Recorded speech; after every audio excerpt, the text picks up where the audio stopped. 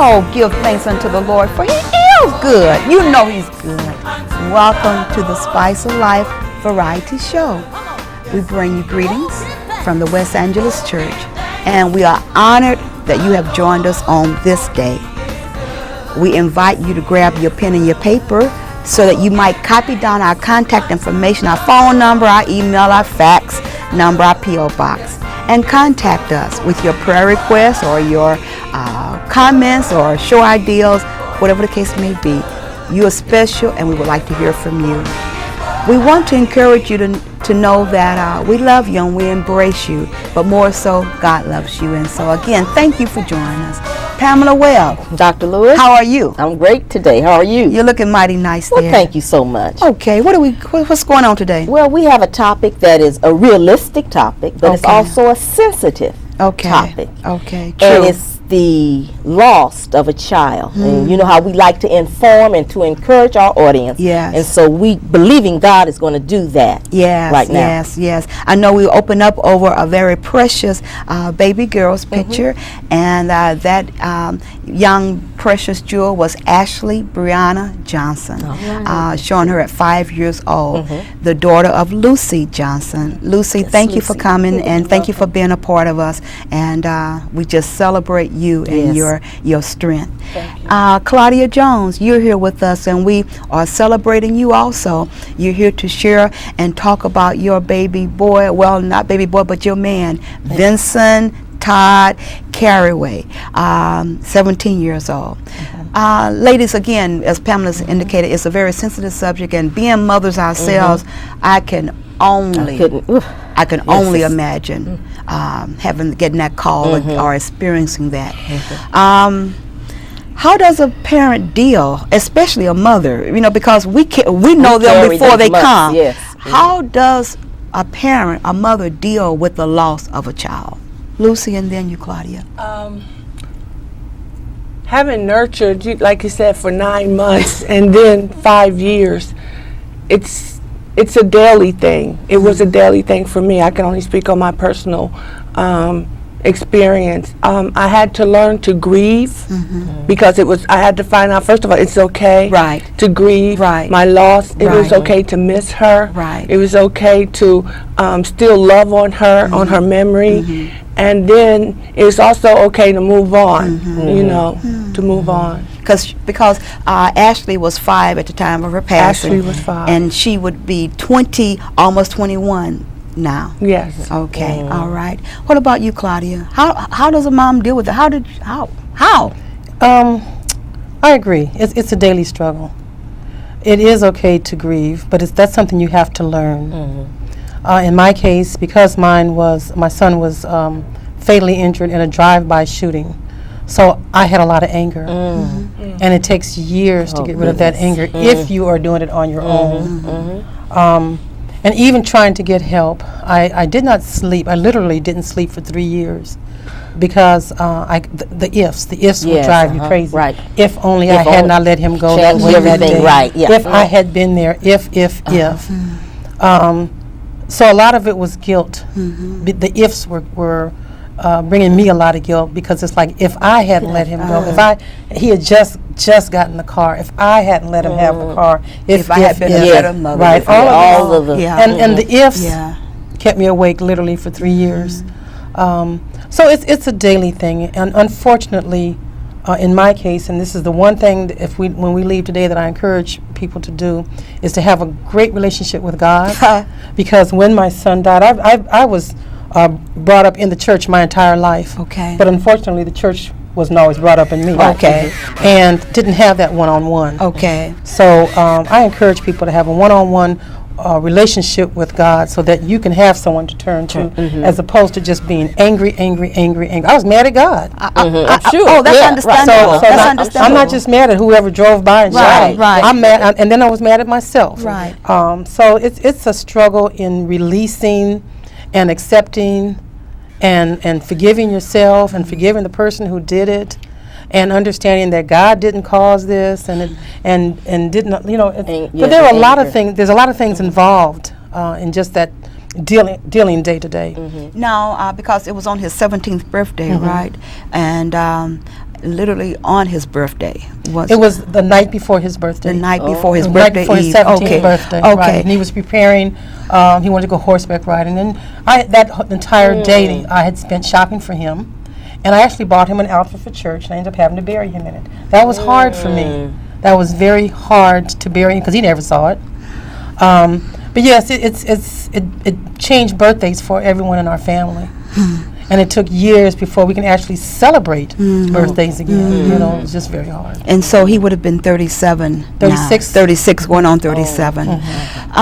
Lucy, what happened to baby girl Ashley? I was listening to her and relating to everything that she said, because I too was at we were actually at a birthday party of my sister's baby child, and the ifs came in because I allowed her to convince me to go to this party that I did not feel like going to. And we went to the birthday party, and unfortunately young men chose to run through the birthday party while they were being shot at, and she was, thank God, the only person, if it sounds any kind of relief for the other parents, because of what I went through. She was the only one who was fatally wounded. She was shot in the back, and the bullet entered into her heart, and she just bled out right there, literally in my arms. My daughter brought her to me, and just that alone didn't give me any sleep, for nights, and the ifs about her, convincing me to go somewhere that I didn't want to go to a neighborhood that I was like, I knew was this type of neighborhood. So, God, are you punishing me? Or God, why did you take my child? And God, I did all of this, and I'm in the church and I'm doing that, but you let my child, and just angry at him and angry at people and angry at everybody, and not allowing myself to grieve. That's why I say you have to learn how to grieve. Yes. You have to first of all learn what grief is. Yes. And grief is not anger. Yes. Grief is not hatred. It's something that you have to learn what it is, and then deal with it as you learn what it is, and take away the ifs. And yes, you need a relationship with God. You need a relationship with the Lord. You can't do it. You need a relationship with the Lord. That's the only thing that's a must. That is a must. It has to be. You have to have that. And it's amazing how people will say, be strong, don't cry. Of course. And I know people mean well, right. but that's the last thing that one should say. Number one, God gave us the ability to cry. And it's kind of like pus. You know how when pus is built up, it needs to be released. And so through our tears, and it's understandable to be angry and mad, even at God himself. The unfortunate part is that some people get stuck at that point and don't move themselves from that. Because you're wondering, why did this happen? I've done this and I've done that. And so I even had a friend of mine, counter to what you two are saying.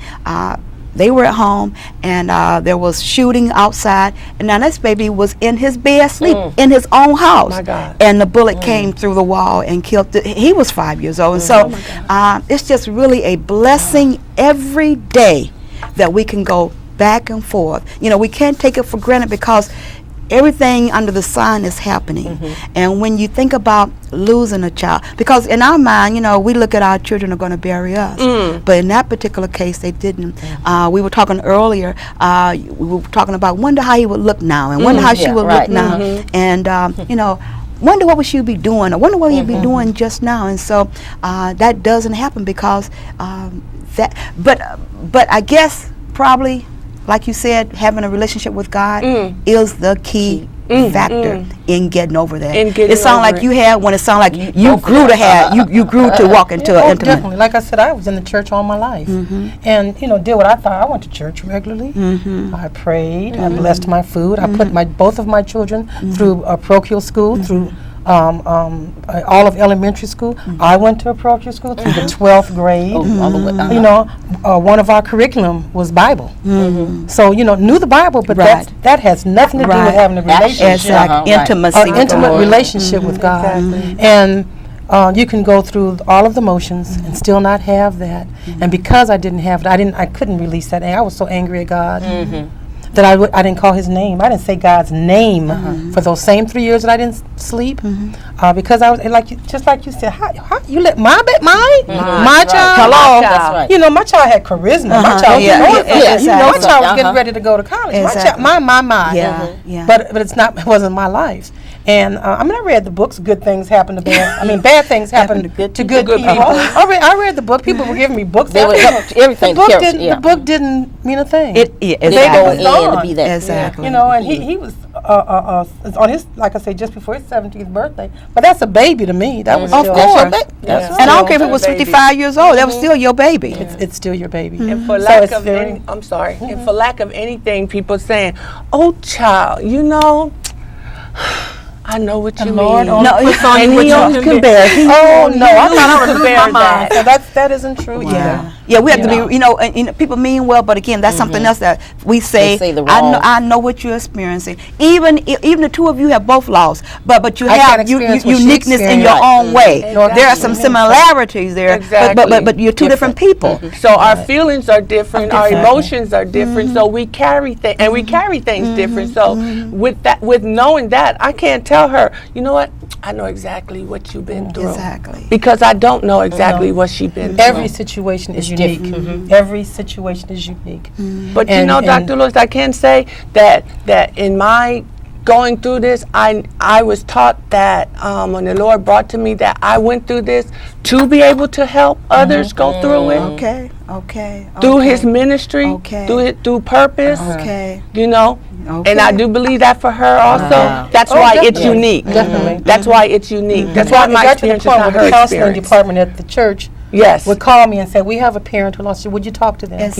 And I've been able to help others. Because you can relate. And sometimes it was hard for me to do it, and other times it was a blessing to be able to help someone. So, like you say, even in the worst possible scenario, something good can come out of it. And I believe both of us have been doing that by ministering to someone else who've had that loss. Might not know how they felt, but there are a number of things that we can say to them just to let them know you're not alone. I understand the grief. I don't understand exactly how you feel, but I definitely understand the grief. I understand how the ifs and if onlys can keep you awake. Exactly. I understand being angry at God. I understand asking why. Of course. And unfortunately, it changed my entire life. My daughter often says, "I didn't just lose a brother, I lost my mother." Because I got missing. there was something missing. Yeah, that's right. I got up every single day and went to work. I did everything I was supposed to do. I cooked her meal. I did everything I was supposed to do except emotionally. I could not be there. Exactly. I was simply a robot. Exactly. And did not have a clue that it was affecting her until she got older and started acting out. And finally it came out that she was hurt and angry too. And I never realized that. I don't know if you have other children. I do. But it affects them just. It affects the family. It affects everyone. It affects everyone. the We family. quit having Thanksgiving dinners together for a long time. It affects the family. Because there was this emptiness. There's this hole that you can't feel because someone's that close to you is missing. The very first Thanksgiving after it happened, I left town and had Thanksgiving dinner at my dad's, who lives in another state, because I could not be there. It affected my mother, my mother-in-law, his grandparents. They were so devastated, and then one of them to this day cannot talk about it. And that's what people don't understand. They don't understand how, their one action affects so many other people. It's a domino effect. Yes, and like you say, it's not just the person, and unfortunately in this case, were the persons brought to justice? In my case, the police called and said, we know who did it. It was a drive-by shooting. Unfortunately, he was in the wrong spot at the wrong time, and it was a mistaken identity. They were trying to get someone else. The police told me we know who they were trying to get, we know who did it, but without the smoking gun, there's nothing we can do. And my comment to him was, I'd rather you not tell me anything. I'd rather you not tell me anything that you don't know. Just don't tell me anything because, you know, in your mind, there's still this like you say, there's no Unsolved, justice. It feels like there's just something missing. You know, so it took years for me to be able to even forgive him. And am I looking you in the face? You know, I mean, you know, every time, same one on the street anyway. He was on a motorcycle. Every time a bike, a motorcycle would go by. Right, and you almost quit breathing for a minute. I'm sure you know exactly what I'm talking about. You just quit breathing for a minute because you're thinking, is that the one? You know, all type of thoughts go through your mind. You had a unique situation with the person that. Well, the thing is, like what Pam just said, it's a domino effect because the young man who actually shot and killed my daughter came to the funeral. They were detectives there at the funeral, and he had been drinking, and my sister noticed, you know, because he had liquid in his hand and she had on all white, and she was hoping this person didn't spill anything in the casket. So briefly, he left. He kissed her and told her he was sorry. She heard him say that. And he went to his house. The detectives and the police followed him there, and unfortunately, he took his own life while he barricaded himself in the house. So now you have this mother who has double the burden that not only did her child take a life, but now he's taken his own life. So then at that moment, I didn't find relief in that. There's no relief in that because now this mother feels what I feel, but she feels a whole different type of burden, you know, because my son took this baby's life. Now my son took his life. Now I'm burdened down with 2 lives. So it's domino, and he lost sisters, brothers, his father, you know, and then there's my family dealing with grief, and you know, it's no win. It's not a win-win. It's doubly lost, you know. And I found myself even today, you know, and I don't know her. I don't know her, but I pray for her. I pray for her because I can deal with the grief of my daughter being gone, but she has to deal with the grief of her son taking his life and then my child's life. That's a burden. Oh, that is.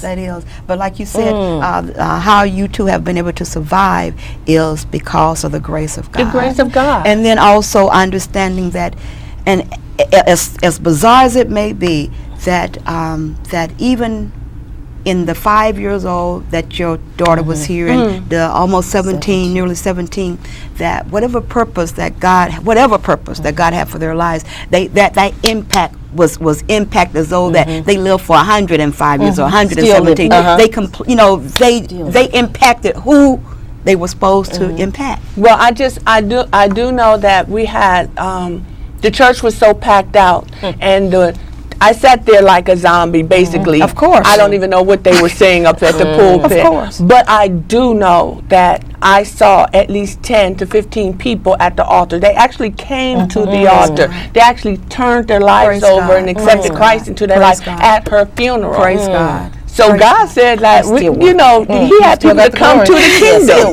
You know, people came into the kingdom. People's lives were saved. Hallelujah for that. Their lives, and then we don't know how many other lives as a result were saved by their. You know what I'm saying? So it keeps a number that you would never know. Exactly. And that's the good thing. If there is a good thing, that's the good thing. And there is a good thing. Oh, definitely. It's not an if to that. There is a good thing to that, you know.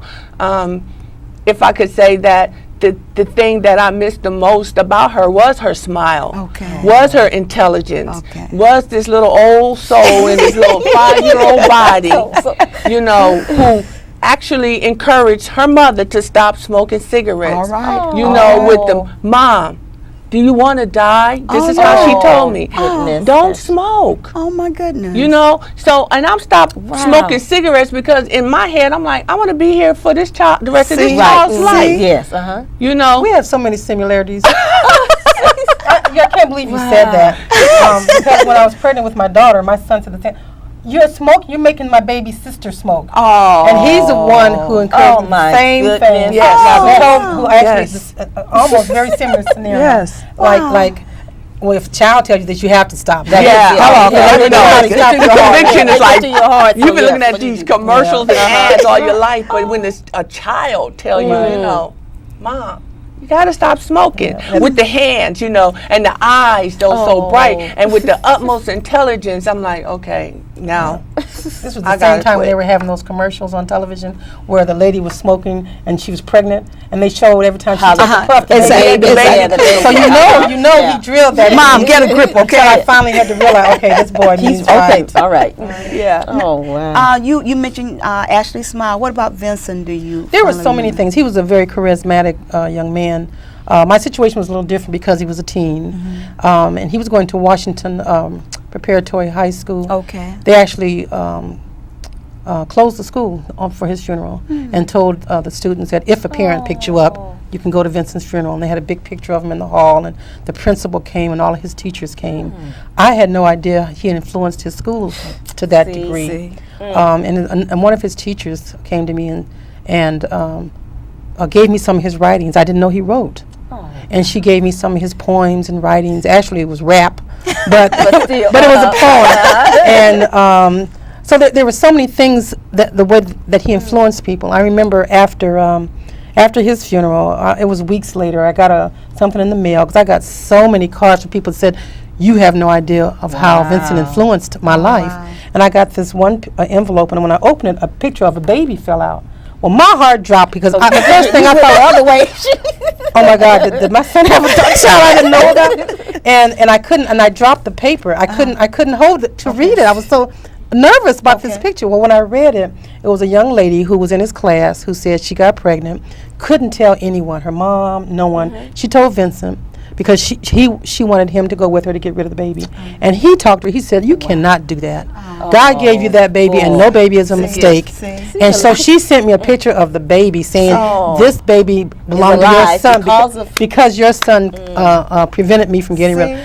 That touched me so much. Oh my goodness! That I held onto that picture and cherished it for a long time because, like I said, you don't know how your children influence others. Same thing happened. I didn't know because I was a zombie too at the funeral, but I found out later that the fire department had to come and stop people from coming in. There was no room. There were people standing double, three around the walls, and so the fire department had to come in and just stop, say no more. Regulate. I had no idea that was going on. I was trying to keep my sanity through this. You know, to say the least. To get. Well, one thing about it, again, we can see as a demonstration of your examples that your babies had purpose, and I guess that's the only sobering That you hold on to. factor in this. That Lord, number one, they are your children on loan to me. Exactly. And I know we have to say mine, because those are my children. But no, in actual, right. And he has them here, and he has us here with a purpose. For that, we're down to the last few minutes of the show. And so, what would you recommend, or what would you say to that mother who is experiencing, or that person who is experiencing grief from the loss of a child? Know God. Know the Father. Pray to Him. If you don't think you know Him, pray to Him. If you think you know Him, pray to Him. Just get familiar with Him. Get into a relationship with Him, and He'll help you through this whole thing. There are people who have helped me. Through it. There people do. God puts people in your life to help you. Yes. You know, and you know that person is there for that reason. Accept their help. Accept their prayers. And if you have the ministry to help someone, send a card. Don't, after the funeral, it's not over for that person. It's just beginning. It's just beginning. You know, so if you are in that ministry, remember that after the funeral, they still need you. Months and maybe even years down the line. Send a letter, send a note, do a phone call. Check on that person, and as the person that's grieving, accept the love that person is giving you. Very good. What would you say, Claudia? Almost ditto. The first thing is it's okay to cry. You know, I was brought up to be a strong woman. You don't show emotion publicly. That's not necessarily true. I lost my child, and I found myself trying to be strong, because a lot of times if you're at a funeral, especially a child's funeral, if the mother falls apart, everyone does. So I was trying so hard to be strong for everyone else and not myself. So it's okay to cry. It's okay to grieve, and you know, you have to find out the process. Grieving is a process, and to be able to relieve and release that anger. And the only way you can do that is to have that relationship. That's why I almost say ditto. You have to have a relationship with God to help get you through this. Our children aren't our own. They are on loan from God. He gives us, they're a gift from God. He gives them to us to take care of them and to nurture them and to bring them up, but they are His, and they were called home, right? They were just simply called home. Pamela, you have a closing remark? No, nothing to say. No. Because sensitive. It's a sensitive, you know, it's very sensitive. And again, to you, our audience, we did this show because we care about you, and because it is a sensitive subject. If you're hurting from the loss of a child or a loss of a loved one, number one is, I can't echo it loudly enough, find God, because other than that, you're gonna lose. You might lose your mind. If you're angry at God, let Him, tell me. He already knows, but tell Him, and then ask Him to show you His love. He's been doing that all along because you're still here. But just in case you need a whip or something differently for God to do, God will do just that, because He is concerned about you. It's okay to cry. It's okay to grieve. Just don't stay there. And we're not saying get over it because, now it's over. No, we're saying learn how to cry, but cry less and less and less, and begin to cherish the legacy and the memory of your dear, precious baby. We want you to know that our prayers are with you. Get help. Write us, and maybe we can give you some referrals. We love you, and may the grace of God be with you. And for those who might be taking people's lives, stop it. You don't realize the hurt that you're creating. We love you. God bless you. Until next time, take care. Thank you for being so brave.